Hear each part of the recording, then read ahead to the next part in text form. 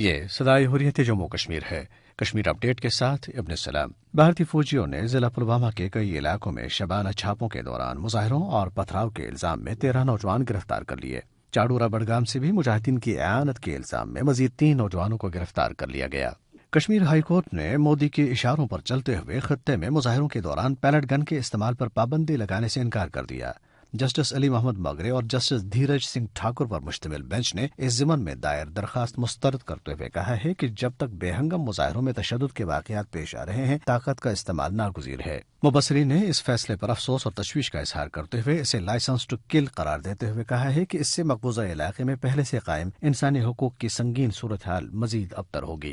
Organization of Kashmir coalition نے London میں یوم دولت مشترکہ کے موقع پر کشمیر میں نسل کشی بند کرو کے عنوان سے ایک نمائش کا اہتمام کیا۔ نمائش میں 5 اگست کے بعد سے کشمیریوں کی حالت زار کو اجاگر کیا گیا اور علاقے میں جاری لاک ڈاؤن، مواصلاتی ذرائع پر پابندی اور انسانی حقوق کی خلاف ورزیوں کے بارے میں آگاہی دی گئی۔ مقبوضہ کشمیر کی صورتحال کو بہتر دکھانے کی ایک اور کوشش کے تحت پریس کونسل آف انڈیا یا PCI کی 3 رکنی ٹیم سرکاری سرپرستی میں ہفتے سے کشمیر کا 4 روزہ دورہ کر رہی ہے۔ جموں کشمیر اطلاعات اور رابطہ عامہ کی ڈائریکٹر سہرش اصغر نے کہا ہے کہ ٹیم کے دورے کے لیے تیاریاں کی جا رہی ہیں۔ یاد رہے کہ PCI نے 5 اگست کے بعد مقبوضہ علاقے میں عائد پابندیوں کا دفاع کرتے ہوئے انہیں ملک کی سالمیت کے لیے جائز قرار دیا تھا۔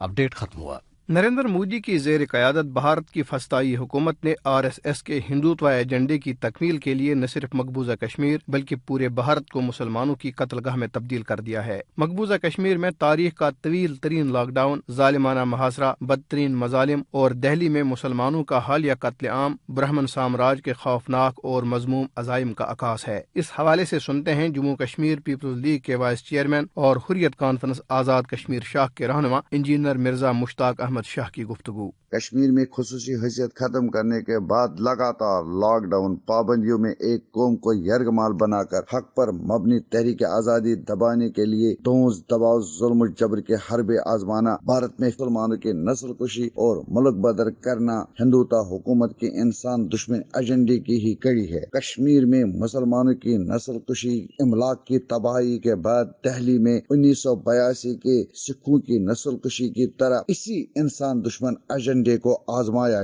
جا رہا ہے اور اب حیدرآباد ہندوتا دہشت گردوں کے نشانے پر ہے۔ برصغیر کے امن کو بچانے کے لیے دنیا کو چاہیے کہ مسئلہ کشمیر اقوام متحدہ کی قراردادوں کے مطابق حل کرے۔ ایک طرف ہندوتوا کے پجاری مقبوضہ کشمیر اور بھارت میں انسانیت کو تاراج کر رہے ہیں تو دوسری طرف عالمی طاقتوں نے اپنے کاروباری مفادات کے لیے چپ سادھ رکھی ہے، جو ان کے دوہرے معیار اور منافقانہ طرز عمل کا منہ بولتا ثبوت ہے۔